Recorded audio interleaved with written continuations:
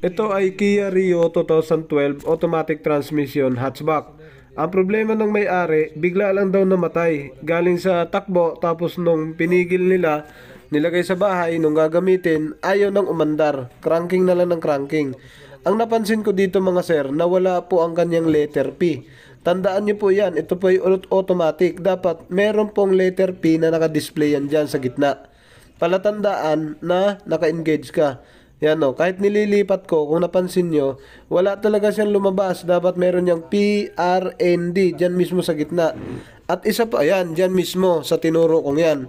At isa pang napansin ko, hindi rin lumabas ang kanyang check engine. Yan, pansinin nyo, pag hindi po lumabas ang check engine, tsak, hindi po aandar yan. Dahil yan ay palatandaan na nag-communicate yung computer box at automatic transmission saan yung sasakyan. Kahit anong sasakyan to, wag lang yung nakabypass na mga check engine. Yun. Kaya ang ginawa natin, in-scan muna natin. Pero meron na akong idea dyan kung ano ang naging problema. Pwede rin namang magiging fuse, pwedeng maging relay. Pero kailangan muna ma-scan dahil medyo mataas na ang electronics part o electronics na ginagamit sa ganitong sasakyan. Pati may BCM na sila, hindi kagaya ng iba na fuse box lang. Ito kasi may BCM na, mga electronics na nakalagay. Ayan, kung nakita nyo, wala siyang check engine, wala din siyang indicator sa park, reverse, neutral, tsaka drive. Alright? All initialization of generic OBD failure. So, nag-failed po siya. Yan, EOBD failed. Hindi po nakakonect. Ignition key is on. DLCS. Yung pinapacheck sa kanya, make sure daw na nakakabit ang OBD. May 12 volts. So, may 12 volts po yan dahil gumagana po. Nakapag-analyze tayo. Pero, hindi po siya nakapasok dahil wala nga po siyang check engine. Alright. Yan. Tingnan nyo mga sir, in-off ko ulit, tapos para makita natin pag on, wala pong lumabas na check engine dyan sa ibaba ng oil. Ayan, kulay dilaw yun, parang helicopter na maliit, dyan banda dyan, parang helicopter na maliit. Tapos pag pinaandar kasi natin, dapat aalog-alog yung pinakagilid na yan. So wala pong nangyari, kaya pinatay natin at tiningnan natin ulit kung anong nangyari. Dito tayo pupunta. Mas maganda to? Hindi, pareha sila wirings. Maganda wirings ito eh. Parang may halong may halong asero. Yan, yung ECU. Buksan natin yan. Yun, binunot na natin ang ECU. Yun na. Dadalhin na natin. Ito, tinanggal na natin doon. So, silipin muna natin to bago tayo mag-check ng mga fuse. Baba natin. Alright. Tara, sir. So, ito na. May tubig. Ayan na. Ano ba? Tubig siya basa. Ayan, paikot. Napasok ng tubig. Ayan. Hindi, binuksan niya na yan. Parang may tubig, may trace ng tubig eh. Tubig. Ayan yung ano. Ayan, durog sa gilid. Ayan na. Tubig yan. Sabihin yung seal mo. Ayan. Pero bakit magkakatubig unless na in-engine wash? Tapos tinira doon eh. Di ba may hood naman yan? Hindi. Tubig yan. Paano? Bago lang to pumasok. Hindi to matagal. Pag malakas ang ulan, ano ba? Na ano yan? Yan na. Tubig yan. Ayan, basa pa eh. Ito, basang-basa pa to. Kuwang-kuwa sa picture yun, basang-basa pa, oh. Buti kaunti lang ang pumasok. Wala nang boring o seal. Hindi nabuksan ng... May tama sa tubig. Ito. Tapos hanggang dito. Ayan, tama ng tubig yan. Tapos sa likod, meron din yun, may trace. Ayan, tubig yan. Yung pinakababa. Buti hindi kinain lahat, Check engine to. Yung babang to, check engine yan. Tapos ito, PRND. Subukan natin kung mapalitaw. Yun. Kabit na namin, tapos na gawin. Ayun na, nakasalpak na. Naka-plastic pa, hindi pa naka-bracket. Testingin na muna namin kung may on pa ba to. Yan. Okay na. Tingnan natin kung magdi-display yung letter P.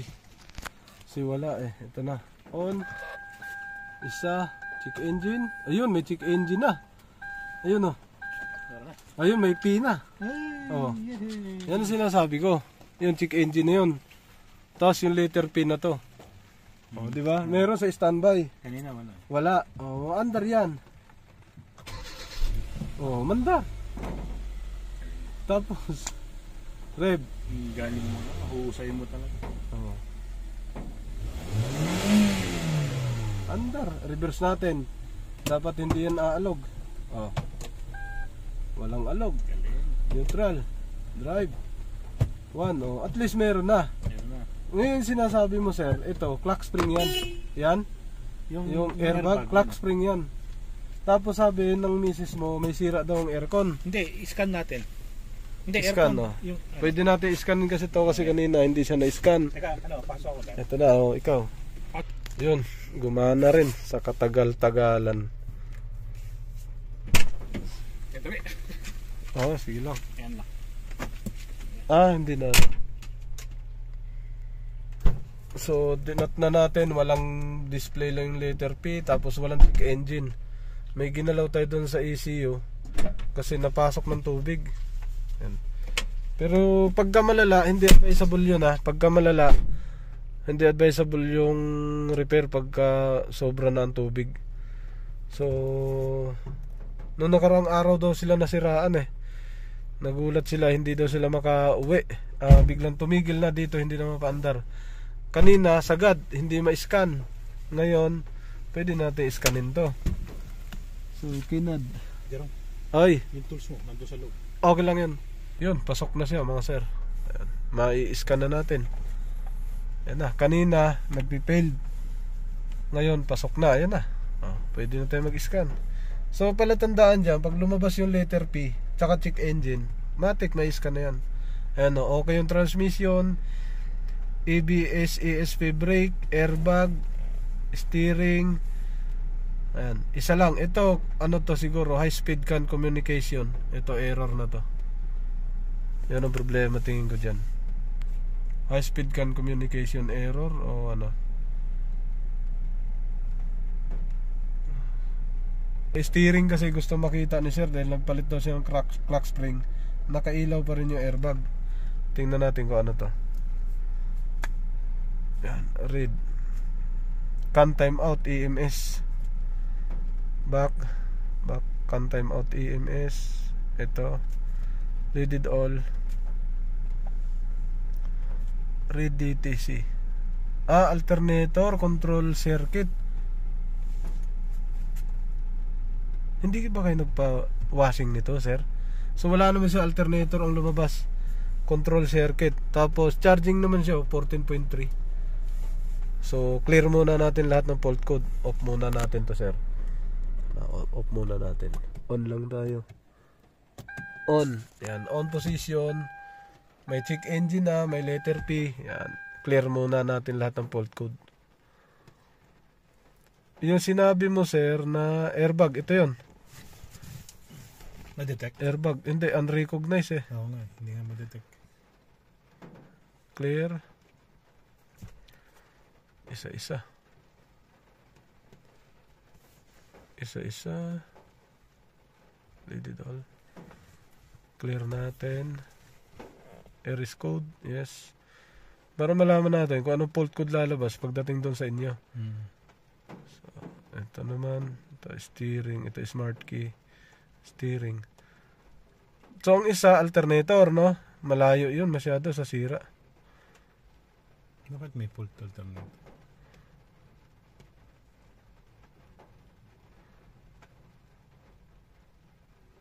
Circuit daw eh. Read DTC, ECM, reception error or ECM data error. Tanggalin natin to. Kasama to doon sa hindi pag-andar niya noon una. Re-scan natin.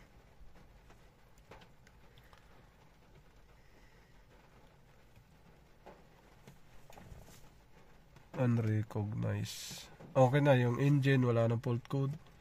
Transmission, ESP brake, aircon, steering, APS steering, airbag immobilizer,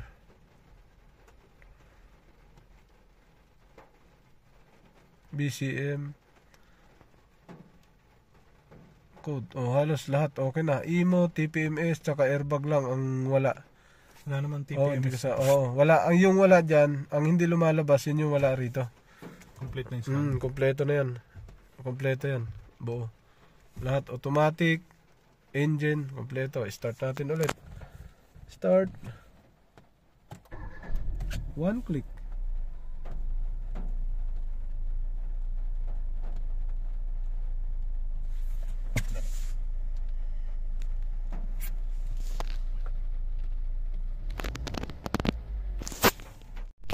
Yo mga sir, mandar na at kasalukuyan ko na siya tinitest drive yan. Tinitest drive natin. Yan o. Tinitest drive pero yung side mirror natin nakayuko. Ayan o. Hindi ko naayos. Sinundan ko lang yung may-ari. Convoy kami. Ayan o. Ship. Pasok. So dadalhin kasi ito sa bahay nila. Doon na muna ito ayusan. Lalagyan kasi ng pinasok ng tubig. Okay na siya. Sarap gamitin, napakalambot. Wow. Yan Uy, lumipad. Okay, nakadilang siya mga sir. Nakadrive lang tayo. Nakababa handbrake. Smooth, napaka-smooth niya gamitin. So, yung mga problemang ganon, dapat tingnan ka agad muna check engine. Una. Kasi, pinagawa ng may-ari sa akin, akala niya, baka, siyempre, baka fuse, ganon. Fuse, relay. So, hindi pare-parehas masakyan. Hindi pare-parehas ang sira. Pare-parehas yung paano magawa. Hindi pare-parehas yun. Maaring yung iba magkaparehas ng sintomas, ng sira. Pero hindi pare-parehong doon ang tinamaan. Okay, kailangan mag-troubleshoot talaga. Troubleshoot, scan and diagnose, wirings and sensor, yan, tracing, yan, titingnan talaga siya isa-isa. Papasok na tayo. Malapit na. So, namamatay-matay nga daw. Ayan. So, parang okay na siguro to. Naibiyahe ko na. Alright, pasok na tayo dito sa kanila. Yung pinarada namin dito, baklas ulit kasi didikitan na to. Pitasok ng tubig yan, daming tubig nito kanina, yan tubig-tubig po. Ang sabi ko naman sa may-ari, wag parada sa malapit sa kasi tingin ko nananakbo to, nagkaroon ng pumasok dito yung tubig. Ayun may tubig-tubig po, plastic. Dito yan, pumasok dyan, ilan lang yan, 4 na butas, tapos sira na to. Dito yan napuno, nung umulan, dito lumabas, dito umapaw. Wala na to, ito, tsaka lang ba, ang lakas nito, butas din yan sa ilalim. Sa bagay, kung tubig-tubig, hindi ganun tilamsik, ito kasi tanggal na. Kaya dito yan, pag wiper, pag hampas, dito punta. Pag umulan na malakas, kadalasan ng customer ko dito nadadali sa tubig. Dikitan na natin yan.